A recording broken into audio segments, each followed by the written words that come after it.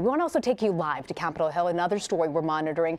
The House of Representatives right now at this moment is voting on a resolution to fund the federal government. If it passes, it will go to the Senate, and Congress has a little more than, I'd say 31 hours or so to agree on a funding measure. Without it, the government shuts down. Joining me now by phone is Steve Dorsey. He comes from CBS News Radio, of course. Steve, what can you tell us? How likely is this to pass, first off, and what are you hearing? Well, Republicans control the House. I think this is very likely to pass, especially because they've earned the support of some Republican holdouts, especially those who really wanted a big increase in military spending. But what they're voting on right now, still counting the votes, is a bare-bones spending package that just gets the country through the holidays up until January the 19th, and then that's when Congress takes up a lot of these issues, especially the issues that Democrats have been pointing to, like reforms in the immigration system to protect the children of undocumented immigrants, and some other domestic spending priorities for Democrats. Right now, after this vote, the Senate will begin some debate on it and is set to vote on it sometime this evening. So you're thinking potentially it could pass as early as this evening? I think a lot of lawmakers on Capitol Hill want to get out, and they want to go start their holiday break. Some of them already have flights scheduled tonight. So I think we can expect something to pass shortly this evening, even though Minority Leader Chuck Schumer says he'll oppose anything that includes disaster money, because he wants to use that as a bargaining chip into the new year, so we can have a bit more leverage, so Democrats can have a bit more leverage on issues they care about. Tell me a little bit more about the horse trading, Steve, there. In particular, what are some of the sticking points at this hour?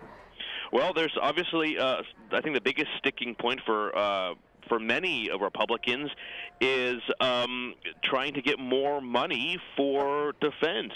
In fact, they want billions of dollars more. This is something that Democrats have been opposing because they want any increase in defense spending tied to an increase in other domestic spending. Republicans and even some Democrats want more funding for things like helping folks rebuild from the hurricanes in Texas, Florida, and Puerto Rico, and also for fire-ravaged states. But I think we're going to see some of the most important things, the things necessary to keep the government open, included in a spending package, and then we'll get to most of the bulk of these concerns in mid-January. You talk about mid-January. They're kind of kicking the can down the road for a little bit, a few more weeks. What do you think the big issues will be when they come back in January? Oh, there's so much that they have to address. And in fact, Senator John Thune of South Dakota, who's very influential in the budget process, says it's unfortunate that they'll have to do this all over again, because they'll have to face challenges on immigration. They'll, of course, have to have the underlying issue of funding the government past January the 19th. They'll also have to deal with health care and stabilizing the insurance markets after the tax bill is signed into law in a few days shortly, because that threatens to increase premiums and destabilize insurance markets. And of course, they'll have to address again defense spending and national security, especially border security, because the Trump administration wants more money for border protections. Mm-hmm. And you talk also about health care, Steve. So many folks are worried about, in particular, CHIP, Child Health Care Program. Where does that stand at this hour? Well, this is something that is especially concerning because several states are facing shortfalls from this children's health insurance program, and they're worried about how to get this funded. They want a long-term extension, especially for Democrats. They do have some money that they are allocating to keep this on its legs, really, but funding this for the long term is going to be an issue that will come into play again in January. Steve, when you go back to getting this this spending bill passed before they leave for Christmas, the Democrats said they were going to hold out for DACA, the Dreamers Act. What's your sense right now? Do they have the leverage to continue doing that? Obviously, Republicans have the majority there, but is there any sort of hope for them on that issue? I don't really think so. I don't think this is as big of an issue that Democrats can stand for just right now. Nancy Pelosi said today that we need action. We need it soon, and we need it to be bipartisan. However, Republicans say, listen, this is off the table. We can't have Democrats holding the United States hostage on this issue. So I think Democrats don't want to see a government shutdown. They've said that throughout the last few days, and they know the White House will pin this on them if they use DACA as a bargaining chip. So I think this is one of the other issues that you'll see kicked down the road into January and likely beyond. And we're hearing, Steve, that they've crossed the threshold for the number of votes needed. They haven't closed voting yet. So tell us what this means at 4:50 Eastern this evening. Well, it looks like Republicans do have the number of votes they need to have this pass the House. It looks like, according to House TV, that 226 Republicans and Democrats, 9 Democrats, have voted to support this. There's only about less than 24 that haven't voted, so they do have the votes that they need for this to pass the House. Why don't we listen in, Steve, for 1 second? Let's listen in as they make the final vote tally and announce they've got this. Ms. Sewell of Alabama.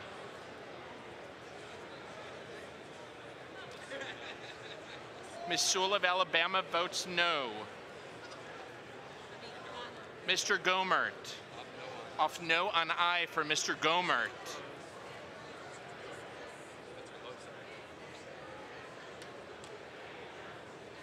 Mr. Loebsack.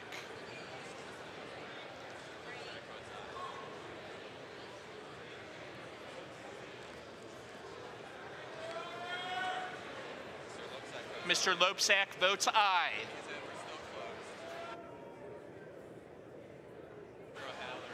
Mr. O'Halloran.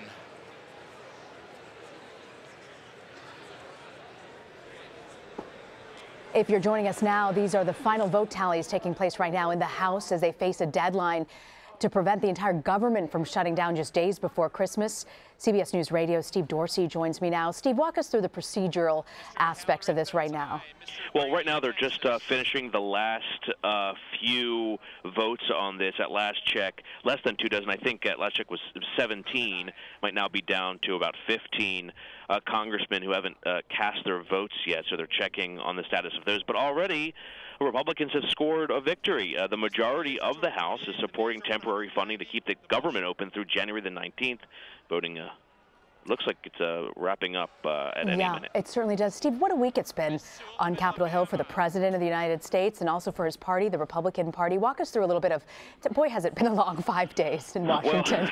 Well, it's been a long 5 days, certainly in Washington, especially right before Christmas, but I think it's been a successful 5 days for Republicans because they were running out of time, especially in the White House and on Capitol Hill, to prove that now that they control both chambers of Congress and the White House, that they can get anything done.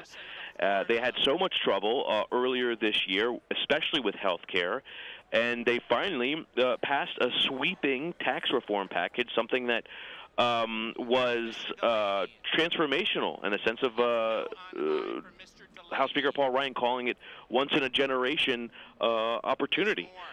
They managed that. They also managed some other victories, like repealing the individual mandate, which is the heart of Obamacare, that insurance requirement. That's included in the tax bill because Republicans view it as a tax.